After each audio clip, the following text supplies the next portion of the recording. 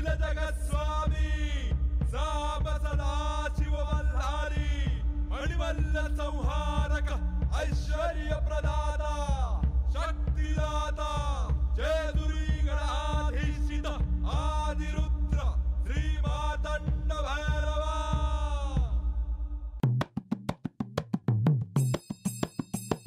जय देव जय देव जय देव जय देव जय देव जय शिव मातंडा।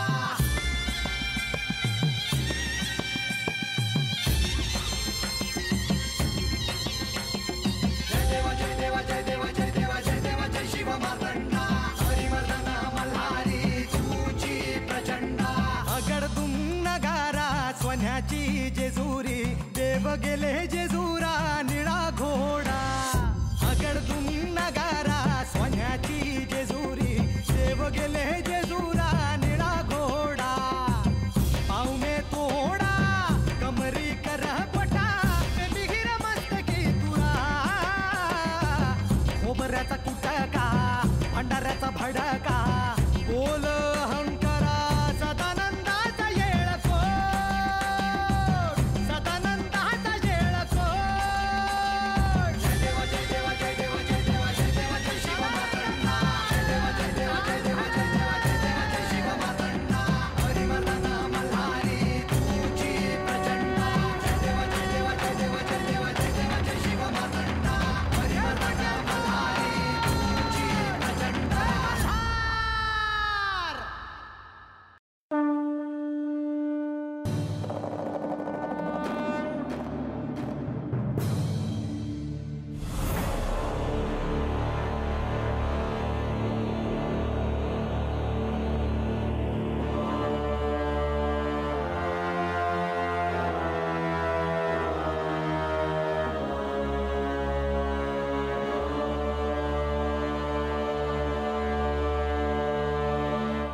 देवा रागात दिसतायसा, काय झालं? चोडप्पा, मी युद्धावर निघालो आहे, तेव्हा आता माझ्यामध्ये कोणी येऊ नका। देवा आम्ही बी येतो तुमच्या संकट। नाही चोडप्पा, ते दैत्य मायावी आहेत, तुम्हाला येऊ नाही चालणार, कारण तुम्हाला त्यांच्या समोर सरळ सरळ युद्ध नाही करता येणार। पर देवा तुम्ही सांगताल ते करू आम्ही। चोडप्पा, त्या दैत्यांना शासन करून मी परत येईनच, परंतु तोपर्यंत गडावरील माणसांची तुम्ही काळजी घ्या। आणि चोडप्पा, सर्वात महत्वाचं म्हणजे बानूला हा वाडा सोडून कुठे जाऊ देऊ नका। तिला चंदनपुरीला जायचे आहे आणि चंदनपुरीची वाट त्याच रानातून जाते ज्या रानात ते दैत्य आहे। होय देवा, मी अलगोलग सांगावा धाडतो।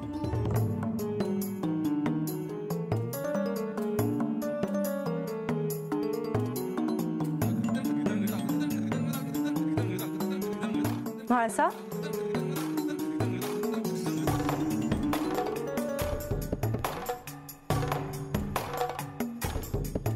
गडावर सगळीकडे धावपळ दिसते आहे, काय झालं? जे व्हायचं होतं तेच होतं आहे देवी। मी म्हणत होते तसंच होतं आहे। म्हणजे त्या दैत्यांनी पुन्हा? हो, त्या दैत्यांनी पुन्हा प्रजेला त्रास दिला। मग आता त्यांना शासन व्हायलाच हवं। हे स्वतः निघाले आहेत, त्यांच्याशी युद्ध करून त्यांना पराभूत करूनच येतील। हा शुभ संकेत आहे। आपल्या प्रजेला कुठल्याही संकटापासून वाचवण्यासाठी श्री खंडेराय समर्थ आहेत आणि ते या दैत्यांचा पराभव करतील ह्यात काहीच शंका नाही। देवी, त्या दैत्यांकडे पाशवी शक्ती असणार, पण तरीही त्यांना जेरबंद करून गडावर घेऊन यावं अशी माझी इच्छा आहे। परंतु श्री खंडेराय युद्धात त्यांचा वध करतील की त्यांना अपराधी म्हणून घेऊन येतील हे त्यांच्यावर अवलंबून आहे। मी बोलेन त्या संदर्भात, पण आता आपल्याला निघायला हवं। राजसभेत सगळे पोचले असतील। हो, नगाऱ्यांचा आवाज येतो आहे। हो, युद्धाची घोषणा होते आहे। चला।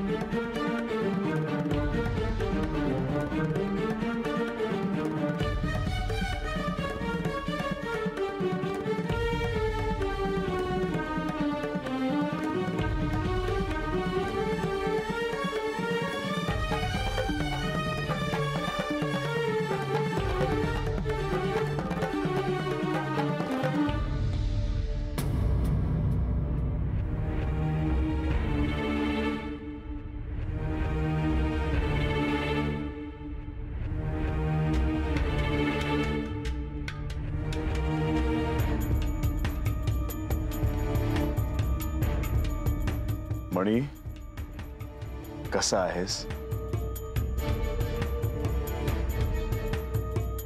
आता आपल्याला निघायचं आहे. बऱ्याच काळानंतर युद्ध आहे आणि तेही दैत्यांशी. मणी, वाघ्या, तुम्ही दोघे जर माझ्या बरोबर असाल तर दुसरं कुणी नकोय.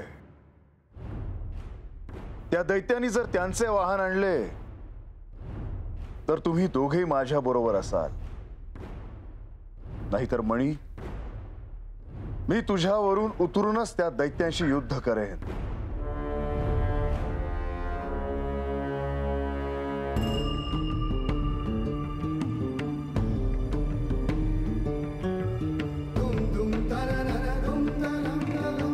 आणि वाघ्या, तू मध्येच रागावून युद्धभूमीवर येऊ नको. तुम्ही दोघे तुमच्या क्रोधावर नियंत्रण ठेवा. त्या दैत्यांना शासन करायला मी एकटाच समर्थ आहे. सूर्यास्ताआधीच आपण परत इथे येऊ. आणि अर्थातच विजयी होऊन.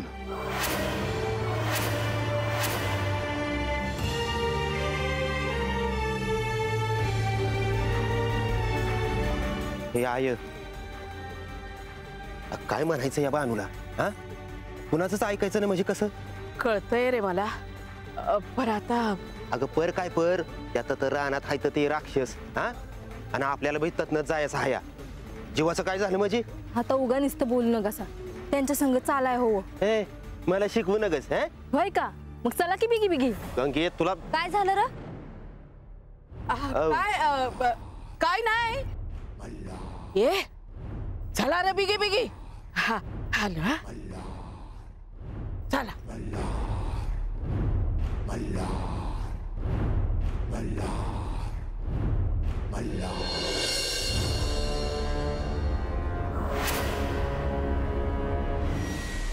जेव्हा जेव्हा धर्माच्या पुनरुत्थानाचा प्रश्न निर्माण होतो, अधर्म बळावतो, तेव्हा तेव्हा त्याचा समूळ विनाश करण्यासाठी अवतार घेतला जातो. श्री महादेवांनी मणी आणि मल्ल यांच्यापासून सृष्टीचे संरक्षण करण्यासाठी, त्यांचा विनाश करण्यासाठी श्री मार्तंड भैरवाचा अवतार घेतला. मणी आणि मल्ल यांचा वध झाला. त्यांच्या कर्माचे त्यांना शासन मिळाले. तरीही दैत्य कुळातील काही दैत्य यातून काही शिकलेच नाहीत. त्यांनी त्यांची कुकृत्य सुरूच ठेवली. होय बंधू, अशांना क्षमा नाही. आज जेजुरीची परिस्थिती आहे ती त्या दैत्यांमुळे आहे. ही माझी प्रजा आहे. माझ्या प्रजेला मी संकटाच्या सामोरं कधीही जाऊ देणार नाही. आणि हे देखील भक्तांना संकटात सोडणार नाही. यांची कृपादृष्टी सदैव भक्तांवर आणि या जेजुरीवर राहीलच. आणि म्हणूनच हे दैत्यांशी युद्ध करण्यासाठी निघाले आहेत.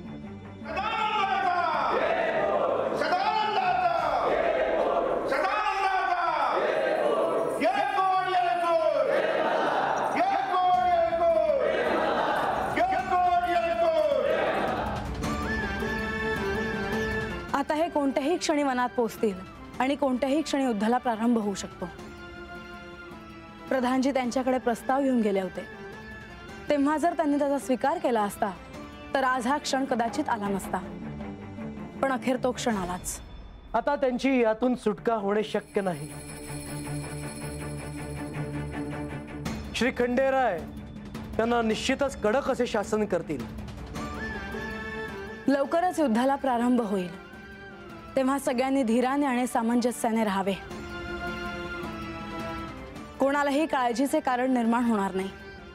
कारण यांची कृपादृष्टी सर्व जेजुरीवर आणि भक्तांवर राहीलच.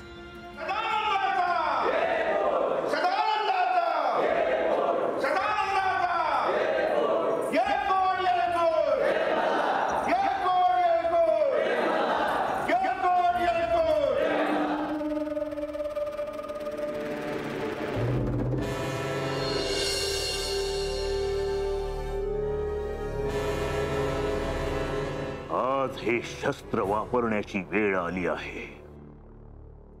दैत्य कुळाच्या उद्धाराचे कार्य सगळे विसरले असले तरी मी विसरलो नाही. खंडोबानी साऱ्या दैत्यांना पाताळात पाठवले, पण मी हे युद्ध जिंकून भयभीत झालेल्या सगळ्या दैत्यांना पृथ्वीवर येण्याचे बळ देईन.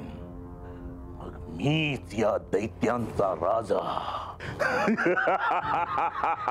तारणहार.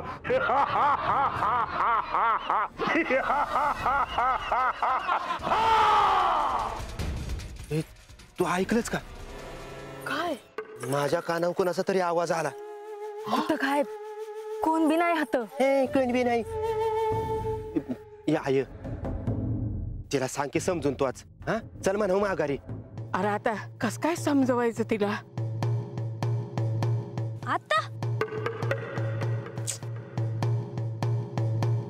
ए बानू काय ग मावशी, हात कशा पाय थांबलीस? नाही नाही, वाईस म्हणले जरा दम खाऊया. अगं आता हात नग थांबाया, थेट चंदनपुरीला जाऊनच थांबू. चल. वय वय. ए वय वय काय वय वय? बानू मी काय म्हणतो, वाईच विचार करतो. कसला? हेच अगर रानात राक्षस आहे ती, उगा कशाला नाही का? मी आज जाणार आहे. तुम्हाला यायचं असेल तर चला, नाही तर राहू द्या. नकावाच ऐकलंय का कोणाचं? चला आता, होईल ते होईल. ए बानू बानू. युद्धावर जाण्याआधी औक्षवण करण्याचा प्रसंग खूप काळानंतर आला आहे. होय, तू, मी, श्री विष्णू, श्री महालक्ष्मी देवी यांनी सर्वदूर शांतता प्रस्थापित केली होती. परंतु ते असुर पुन्हा पाताळातून बाहेर आले आहेत. त्यांना शासन करूनच येतो. आपण या युद्धात यशस्वी व्हाल यात काही शंका नाही, पण तरीही शुभ व्हावं म्हणून हे औक्षण.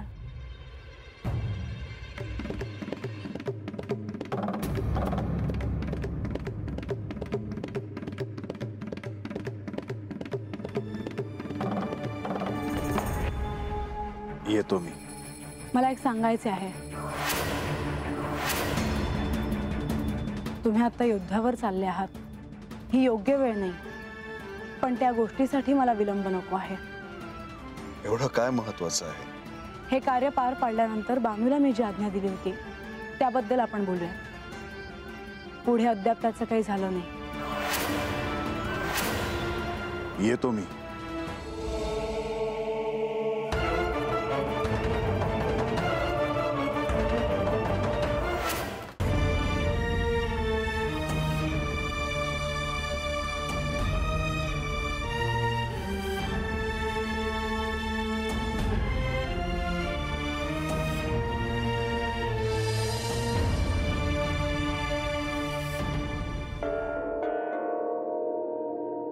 म्हाळसा,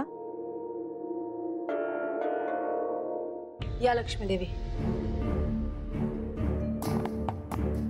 अखेर युद्धाचा क्षण आलाच. त्या दैत्यांना त्यांच्या कर्माची फळं भोगावी लागणारच. निश्चितच अशा प्रकारे लोकांना वेठीस धरणाऱ्यांना शासन व्हायलाच हवं. खरं तर त्यांना या आधीच शासन व्हायला हवे होते, पण त्यांना संधी देण्याचा विचार यांनी केला. अखेर जे घडायचं होतं ते घडलंच देवी. आता लवकरच श्री खंडेराय आणि त्या दैत्यांमध्ये युद्ध होईल. यानंतर जेजुरीकडे आणि यांच्या भक्तांकडे वाकडी दृष्टी करून पाहण्याचे धाडस कोणत्याही दैत्याचं होणार नाही देवी. तुम्ही अगदी योग्य म्हणालात म्हाळसा.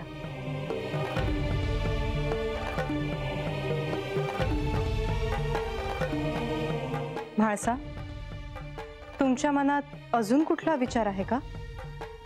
हो, मी बानूला जी आज्ञा दिली आहे त्याचा निर्णय युद्ध संपताक्षणी घ्यायचा आहे, आणि याबद्दल मी यांच्याशी बोलले आहे देवी. श्री खंडेरायांनी बानूला युद्ध होईपर्यंत जेजुरी सोडून जाऊ नकोस असं सांगितलं. हे एका अर्थी बरंच झालं.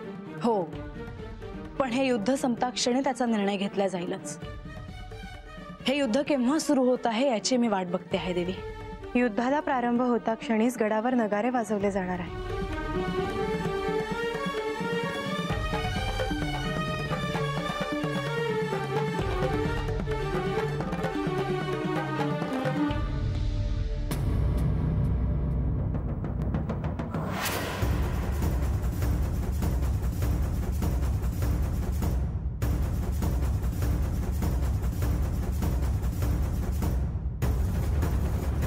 गणोबा, मी आज सांगितलेली संधी कामं नीट झालेत ना? वय की जसं तसं युद्ध सुरू होईल तसं हात गडावर नगारा वाजवायला सांगितलेलं आहे. बरं. प्रधानजी आणि लक्ष्मी देवीने बी तसं सांगितलेलं आहे. आणि गडावर संधीकडे ध्यान असू द्या. अहो आहेच की. अहो समधीकडे ध्यान आहे माझं. आता काय चाललेलं आहे समद ठाव आहे मला. तुम्ही काय बी काळजी करू नका. अ गणोबा, अहो चौडप्पा, गणोबा. अरे राघोबा, अरे झालंय तरी काय? असं वरडत कशा पाय आलायसा? अहो आता कसं सांगू? अरे सांग की बिगी बिगी. अहो बानाई जेजुरी सोडून गेल्या ती. अरे काय बोलतोयस काय? अहो मी आत्ताच न चाललोय हो. अरे पण गेलं कुठं म्हणायचं? अहो बानाई जेजुरी सोडून चंदनपुरीला गेल्या बघा. अरे देव बी हात नाही ती. आता काय कर?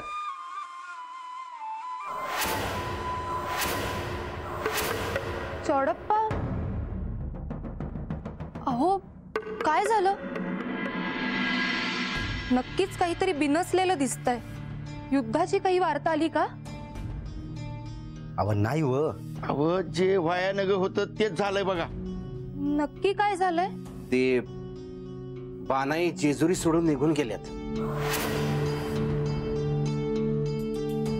काय? वय. अहो त्या जेजुरी सोडून गेले चंदनपुरीला. तर काय करावं कळत नाही बघा. आणि देव बी हात नाही ती. ही वार्ता देवींना द्यायला हवी. नाही, खरंय तुमचं म्हणणं. पण आता देवी मोहर कसं जाणार? अहो पण असं न जाऊन कसं चालेल? त्यांना हे कळायलाच हवं. मी काय म्हणतो या, तुम्हीच देवीसनी जाऊन सांगताला का? अहो मी कसं? अहो तुम्ही जाऊन सांगा त्यासनी. हो तर मागून आम्ही येतो आणि समज सांगतो त्यासनी. पर आता नाही म्हणू नका. बरं मी सांगते. होय होय. पण तुम्ही पण त्यांना भेटा. होय होय होय. ही वार्ता माझ्या कानावर पडली असं मी सांगते त्यांना.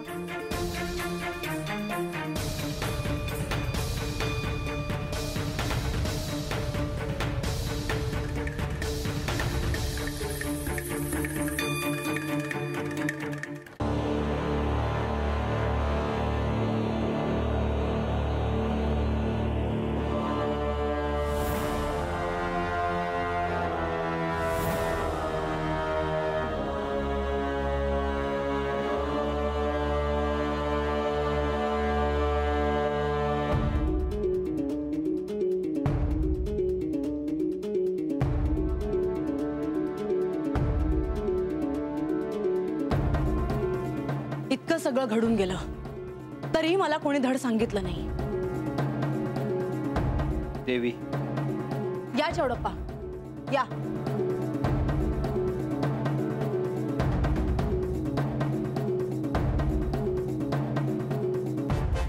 गडावर काय घडत आहे याची तुम्हाला कल्पना असते ना? वैजी, मग मला त्या गोष्टी वेळीच का नाही कळत?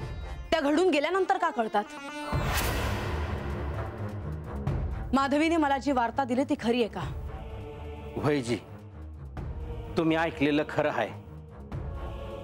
बानाई वाडा सोडून निघून गेले आहेत.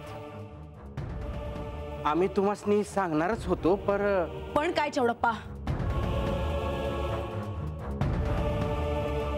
ही साधी गोष्ट नाही. बानूने जेजुरी सोडून जाणं हे ती गेल्यानंतर मला कळत आहे.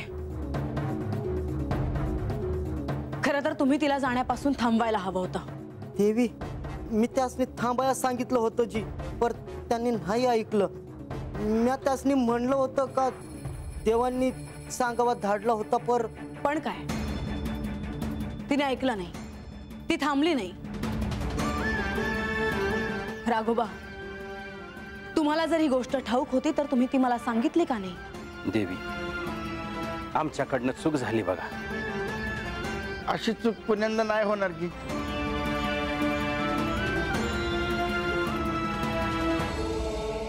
हे गडावर नाहीत, युद्धाला गेले आहेत. या जेजुरीची सम्राज्ञी म्हणून माझ्यावर प्रत्येकाचे दायित्व आहे. आणि इतकं सगळं घडूनही मला कोणीही काहीही सांगितलं नाही. हे मला अजिबात आवडलेलं नाही.